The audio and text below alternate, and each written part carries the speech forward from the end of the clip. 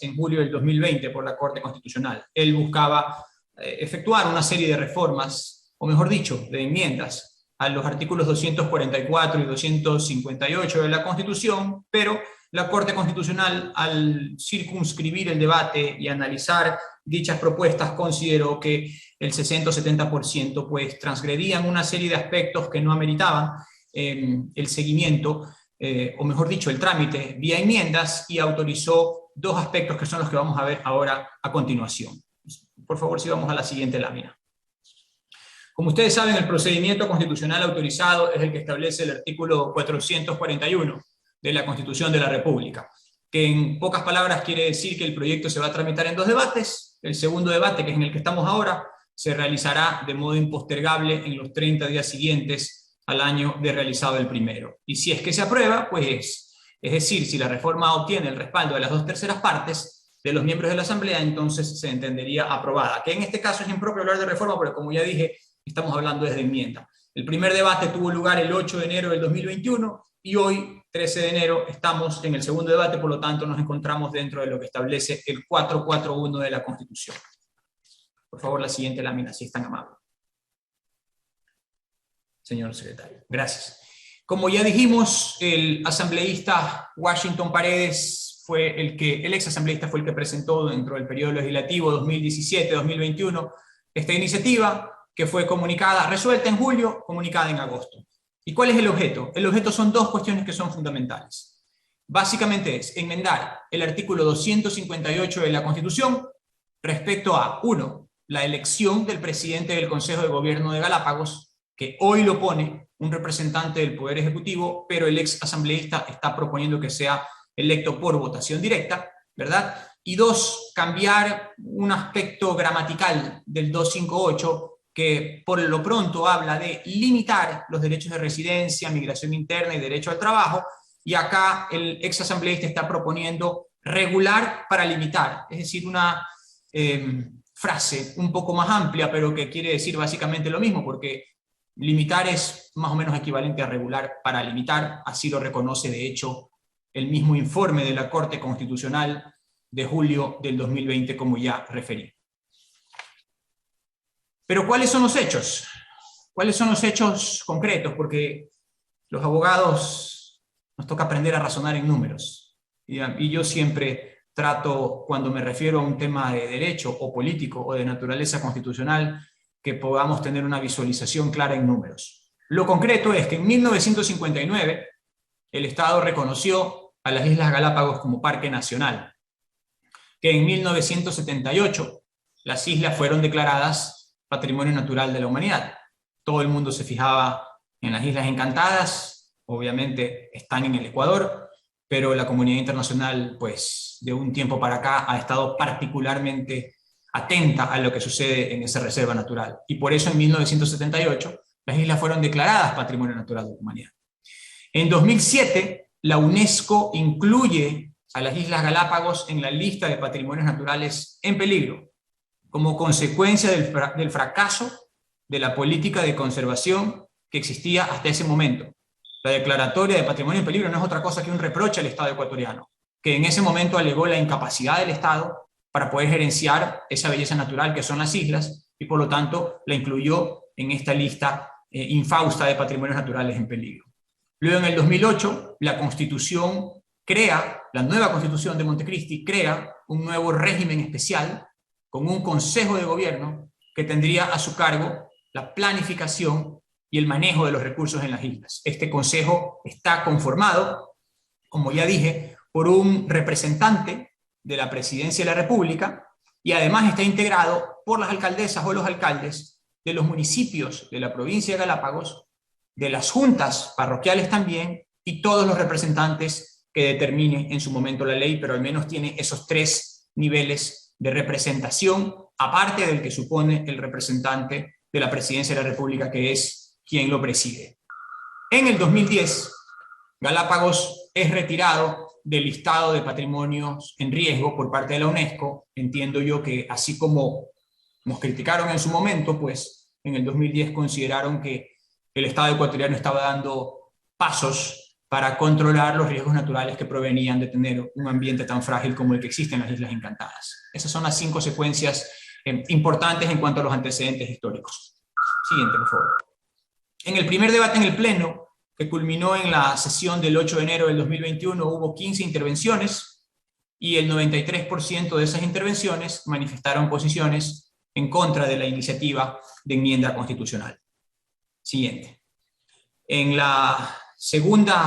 el segundo proceso de construcción del informe para segundo debate, hemos tenido 8 sesiones de comisión. Yo presido la Comisión de Reformas y Enmiendas Constitucionales. Hemos tenido 8 sesiones de comisión, 23 invitados y expertos que han tratado el tema, y un foro ciudadano con aproximadamente 150 participantes y con 6 ponencias en las que la ciudadanía, tanto de Galápagos como de fuera de Galápagos, pudo expresar sus criterios respecto de la enmienda que se estaba debatiendo.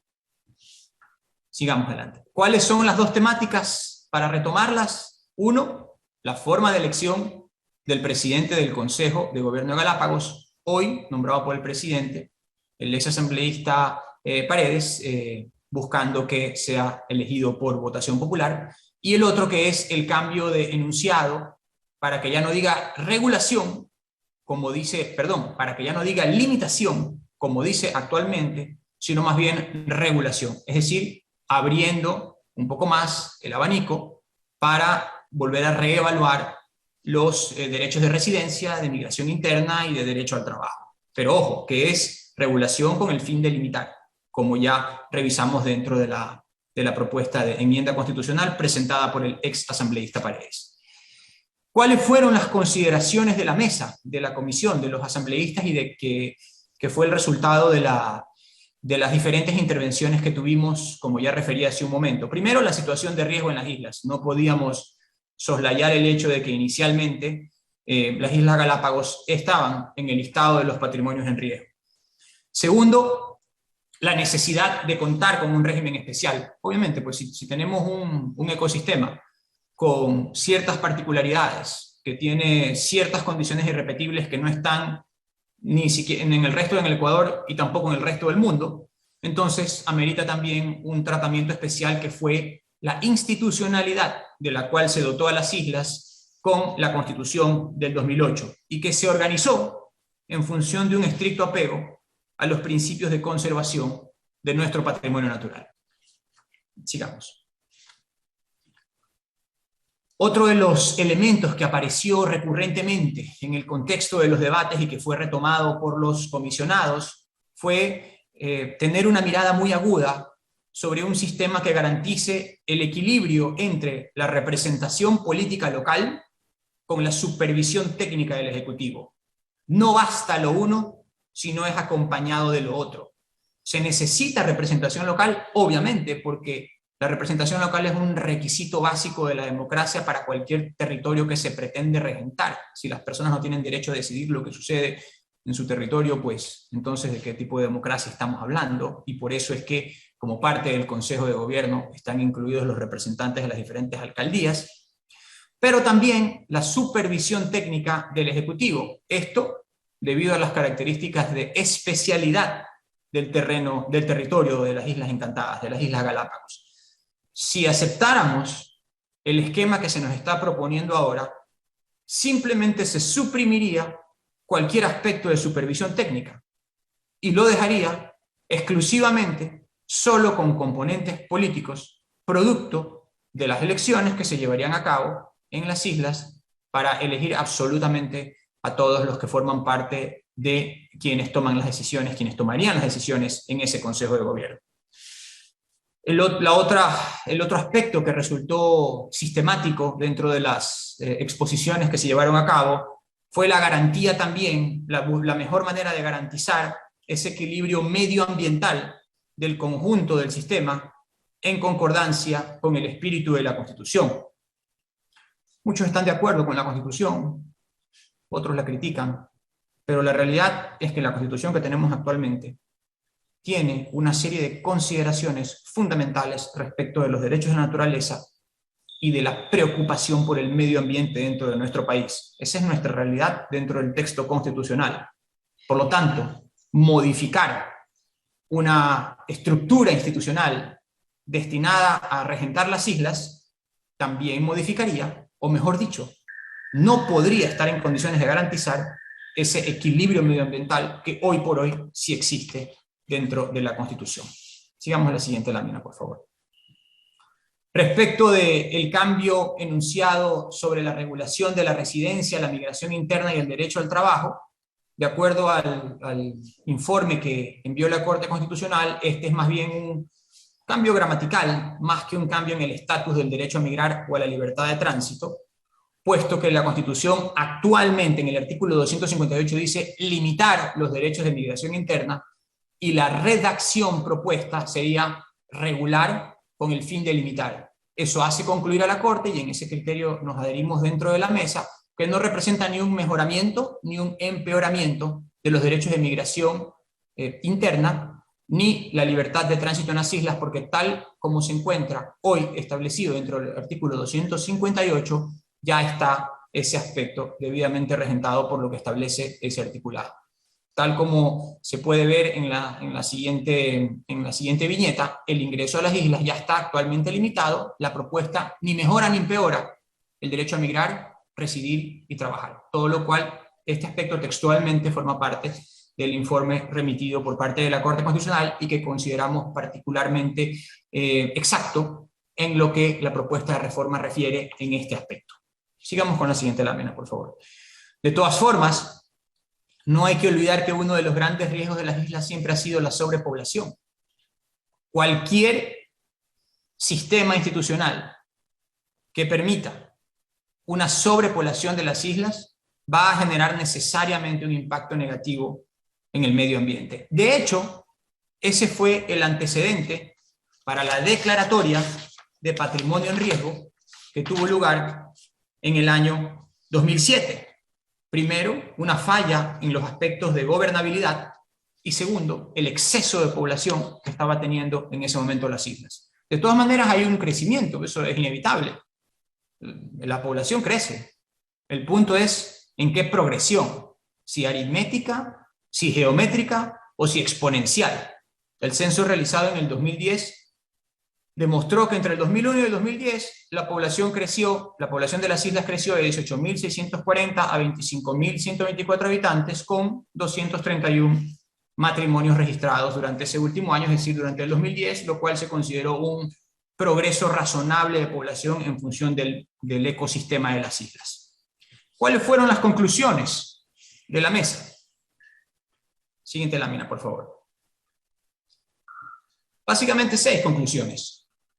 Primero, que la preservación del archipiélago es una obligación del Estado en su conjunto y no exclusivamente de un gobierno descentralizado. Segundo, que el Estado supo en su momento, frente al hecho de ser un patrimonio en riesgo, fortalecer los criterios de conservación e institucionalidad de las islas tras la declaratoria por la UNESCO del archipiélago como patrimonio natural de la humanidad, pero también tras esa declaratoria de patrimonio en riesgo. El Estado supo reaccionar con una nueva institucionalidad.